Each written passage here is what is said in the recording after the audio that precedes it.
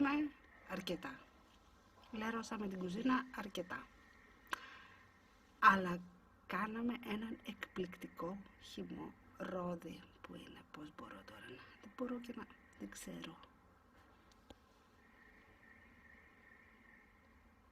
Με τα χεράκια μας και με ρόδια από τον κήπο, από το δέντρο μας. Θα σας δείξουμε πώς γίνεται. Απλά προετοιμαστείτε για...